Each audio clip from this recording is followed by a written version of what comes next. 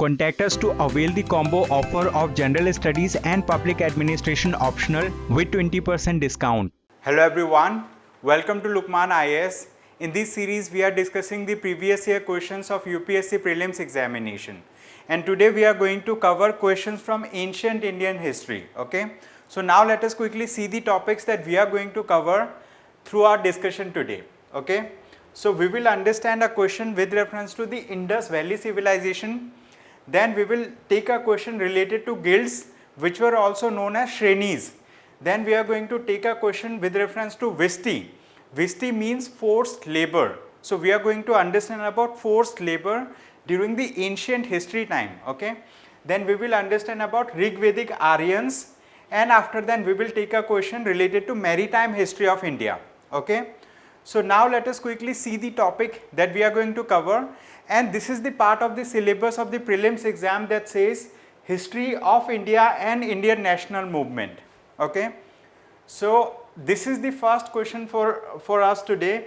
This question was asked by UPSC in the year of 2011.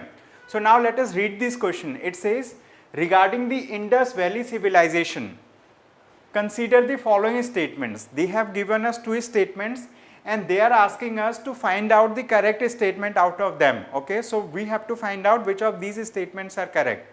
So let us read the first statement. It says it was predominantly a secular civilization and the religious elements, though present, did not dominate the scene. Yes, this is correct, because like if you talk about Indus Valley civilization, the type of civilization at that point of time was mostly tribal in nature. So people were worshipping the forces of nature.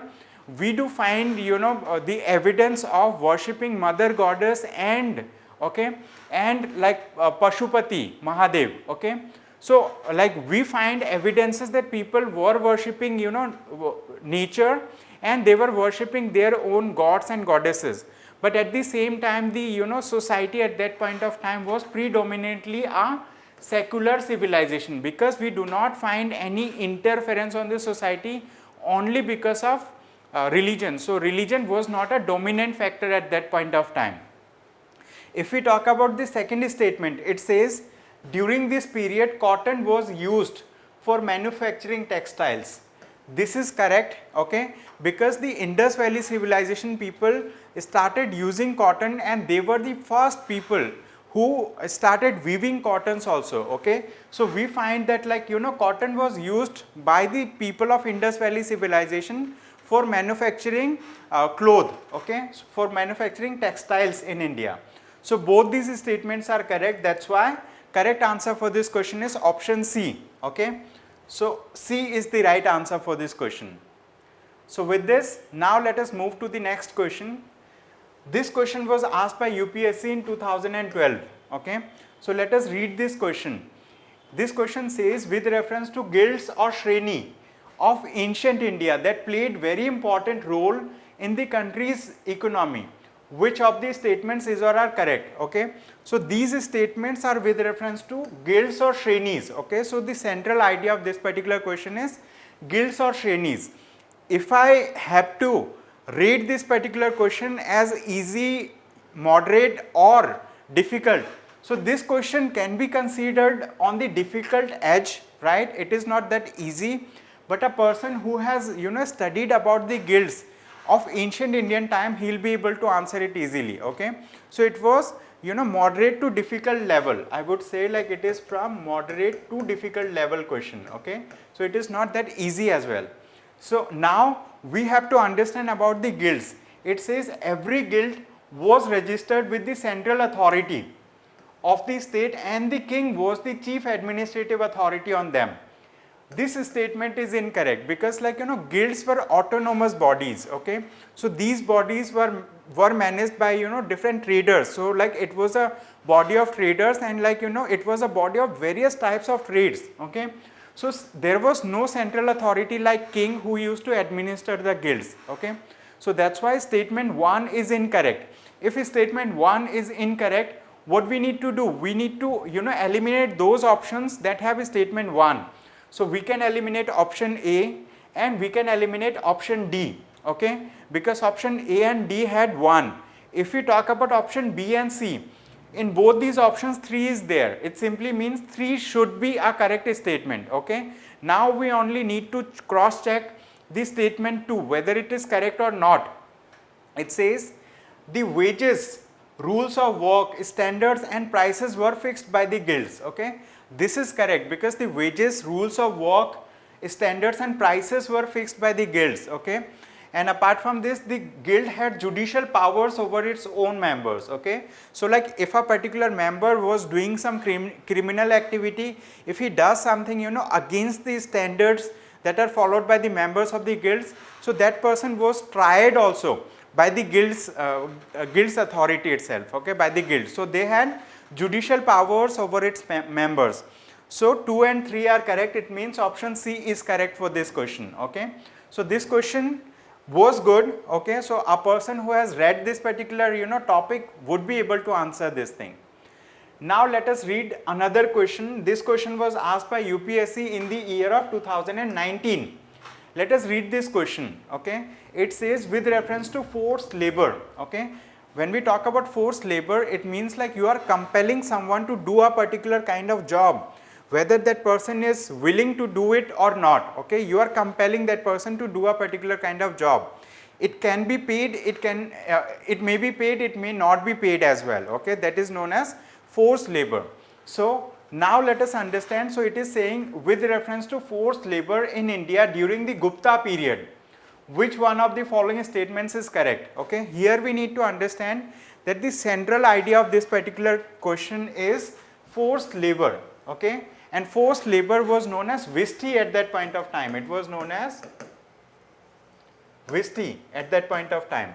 And now they are asking about forced labor during the Gupta period. Okay. So here we need to understand that the term forced labor or Visti, it was not new to the Gupta Empire. Okay. It was not new during the Gupta period. It was very prominent in that particular time period. But we find references of this particular term Visti or forced labor in Kautilya's Arthashastra as well. Okay. So when we talk about Kautilya's Arthashastra,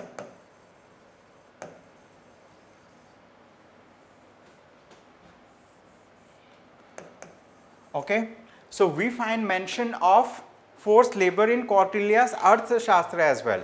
Okay, so at that point of time, the forced labor was performed. And if we talk about Gupta period, so in Gupta period, it was very much prominent. Okay, so forced labor was very much prominent and it was a part of the society. Okay, during the Gupta period. So let us read these statements and find out which of them is correct. Okay, we have to find out the correct statement. It says it was considered a source of income for the state, a sort of tax paid by the people. Yes, this statement is correct. Why? Because like during the Gupta period, to people lands were being granted. And so like the lands that were being granted, so in lieu of that particular land, those people have to perform some job. Okay, they have to perform work. And that work was of the nature of a forced labor. So that work that was being done by the people, it was considered similar to the tax that is to be paid by the people who have acquired land from the state. Okay, so that's why it was considered as a source of income for the state, and it was a sort of tax that was paid by the people. Okay, and this this particular thing, forced labor, was very much prominent in the areas of Madhya Pradesh. Okay, in the areas of Madhya Pradesh and Kathiawar regions. So second statement says it was totally absent. Okay, it says it was totally absent in Madhya Pradesh and Kathiawar regions. This is incorrect. Okay, it was very much prominent in these two regions. Then it says the forced labor was entitled to a weekly wages. Okay, so there was no concept of weekly wages at that point of time. Okay, so this is also incorrect. The fourth option, it says the eldest son of the laborer was sent to the forced labor. Okay, so the primogeniture concept was not there with reference to forced labor. Means like the eldest son. Okay, eldest son do not have to perform. So any member of the family could perform the forced labor. But like from the family, they had to perform the work because as a tax or as a service in lieu of the land that they used to get. So all these options are incorrect. Correct option for this question is option A. Okay. So we have understood about forced labor. Now if I have to rate this question as easy, moderate or difficult, so this particular question can be considered as a moderate question. It was not difficult for people who have read it, and it was not easy because, like, you know, forced labor concept, so it is also associated with certain other, you know, things. So that's why with this, now let us move to the next question for the day. Okay. So this question was asked by UPSC in the year of 2017. Let us read this question. It says, with reference to the differences between the culture of Rig Vedic Aryans and the Indus Valley people, which of the following statements is or are correct? Okay. Here we need to find out the differences between Indus Valley, between the Rig Vedic Aryans and the Indus Valley people. Now we need to understand that Rig Veda means, like, we had 3 Vedic periods. Okay. So like we have Rig Vedic period, then means like we have early Vedic period, we have later Vedic period, and we had Rig Vedic period. So Aryans were those tribesmen, those tribe people, right, who came to the to Indian subcontinent from the northern regions. Okay, they came from northern regions. So now they are talking about the differences, cultural differences between Rig Vedic Aryans and the Indus Valley people. Okay, so we need to read these 3 statements and we have to find out which of these statements are correct. Okay, and they have given us code also. Okay, so let us read this question first, then we will understand whether this question is easy, difficult or moderate. Okay, so let us take first statement. It says, Rig Vedic Aryans used the coat of mail and helmet in warfare, whereas the people of Indus Valley civilization did not leave any evidence using them. Okay, so this is correct because, like, Rig Vedic, like if we talk about Rig Vedic Aryans, so these were those people. Okay, Rig Vedic Aryan people were those people who were also called as warrior class, because, like, many of these Aryan communities were considered as warriors. Okay, so like they used coat of mail and helmet in warfare. But if we talk about Indus Valley civilization, we did not find any evidence of using mail or helmet, okay, in warfare. So that's why statement 1 is correct. If we talk about statement 2, it says Rig Vedic Aryans knew gold, silver and copper, whereas Indus Valley people knew only copper and iron. Okay, here iron is to be noted. Okay, so if you read about Indus Valley civilization belongs to proto-history. Proto-history means we have some information about Indus Valley civilization, but like their scriptures or their script has not been deciphered yet. But here we need to understand that iron was not known to the Indus Valley people. Okay, iron was not known to Indus Valley people.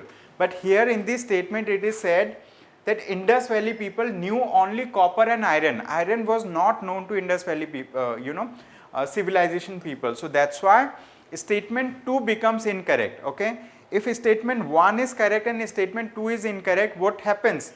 We can eliminate option B, we can eliminate option D, because in both these options we have 2. Okay, so these 2 are eliminated. Now we need to find between A and C. So 1 is already correct. We need to read the third statement. It says Rig Vedic Aryans, okay, Rig Vedic Aryans had domesticated the horse, whereas there is no evidence of Indus Valley people having been aware of this animal. Okay, so this is also correct. Okay, because we see that like Aryans who used to come from the northern portions. Okay, so there are debates, like some historians say that they came from the Central Asia. Some people say they came from the regions of present day, I mean like southern Russia, okay, or Mongolia. So these people used to ride on horses. So like horse was known to the Rig Vedic Aryan people. But when we talk about Indus Valley people, so horse was not known to the Indus Valley civilization people. So that's why this statement is also correct. Okay, horse was not known to Indus Valley people, and iron was not there during the Indus Valley civilization time. Okay, So A 1 and 3 are correct. It means option C is the right answer for this question. Okay. So this question, okay, this question is talking about, you know, on one side they are talking about Rigvedic Aryan, on the other side they are talking about, you know, Indus Valley people. So if you have understanding about both these cultures, okay, only then you will be able to answer this question. So it was a question that can be ranged from moderate to difficult. It was on a difficult end for people who are reading it for the first time. Okay, those people who have read it completely about, you know, Aryans, who have read about Indus Valley people, and they know that Aryan was not known, horse was not known to the Indus Valley people, they'll be able to answer this question easily. Okay, so with this, now let us take another question. Okay, so this question was asked by UPSC in the year of 2011. Okay, 2011. Let us read this question. After reading this question, we will answer and we will also mark whether this question is easy, moderate or difficult. Okay, so India maintained its early cultural contacts and trade links with Southeast across Bay of Bengal. For this preeminence of early maritime history of Bay of Bengal, which of the following could be the most convincing explanation or explanations? Okay, here we need to understand this. The central idea of this particular question is about early maritime contacts, okay, or early cultural contacts, okay, through the Bay of Bengal region. So if we draw the map of India, if we draw the, you know, map of southern portion of India over here, okay, so now they are talking about, like, you know, so through Bay of Bengal, you know, people like, you know, the rulers who were situated in this particular region, these rulers, okay, these rulers had, you know, established cultural contacts with Southeast Asian countries. Okay, so if we, you know, go by the early text, we will be able to understand that, like, there were Indian rulers who have ruled over, you know, entire Sri Lanka for over 50 years, and they have established cultural links with Indonesia and with, you know, Malaysia as well. Indonesia, Malaysia, Thailand, Cambodia. Okay, so in Cambodia we find Angkor Wat temple as well. Okay, so like there are evidences that, like, you know, early people, they established cultural ties with, you know, Southeast Asian nations. So here this question is talking about India maintained its early cultural contact and trade links with Southeast across the Bay of Bengal. For this preeminence of early maritime history of Bay of Bengal, which of the following could be the most convincing explanations? Here we need to find out most convincing explanations. Okay, see over here you need to understand that option D has, you know, option A and option B as well. So we need to read all these options and we need to establish which of these options are correct. Okay, option A says, as compared to other countries, India had a better shipbuilding technology in ancient and medieval times. Definitely. Okay, shipbuilding is very important. Like if we, you know, established like, you know, these, if we established cultural contacts with other, you know, countries in the Southeast Asian regions, so it simply means like we had a better shipbuilding technology as compared to other countries. So that's why option A is correct. If we talk about option B, it says the rulers of southern India always patronized traders, Brahmin priests, Buddhist monks in this context. Okay, so see, if we want to establish cultural linkages with other countries, we have to exchange our culture. We have to send the ambassadors of our culture to other, you know, countries. And how do we send the ambassadors? We have to send our, you know, Buddhist monks to other countries. Like we find the evidence of, you know, sending of like a Buddhist delegation by King Ashoka as well to you know, Sri Lanka. Similarly, you know, Hindu monks or like, you know, Hindu Brahmins were also sent. So you know, these rulers, the rulers of southern India, okay, they patronized traders. Why they patronized traders? Because they established trade link also. Okay, so they patronized traders, Brahmin priests and Buddhist monks in this context. Okay, here it is important that they are talking about in this particular context. If we have to, you know, establish cultural linkages with other countries, we have to you know, send our religious ambassadors there. Religious ambassadors means Buddhist monks and Brahmins of Hindu religion. And at the same time, if we talk about trade, trade is an important activity. Okay, so trade and cultural linkages go hand in hand, although here it is written always, but like this was a prominent part of establishing cultural linkages. So that's why A and B both are correct. If we talk about C, it says monsoon winds across the Bay of Bengal facilitated sea voyages. Okay, so see, monsoon winds, it used to like blow towards India, so it was not always facilitating the sea voyages. Okay, so sometimes people used to go against the monsoons also, although like it might have facilitated, but like these two are very prominent. Okay, so that's why correct answer for this option is for this question is option D. Okay, D is the right answer. Okay, so this is as per the UPSC answer key as well. Okay, so with this we have come to an end of today's session. Okay, thank you so much everyone for attending this session. I hope you have a great day ahead. Contact us to avail the combo offer of General Studies and Public Administration optional with 20% discount.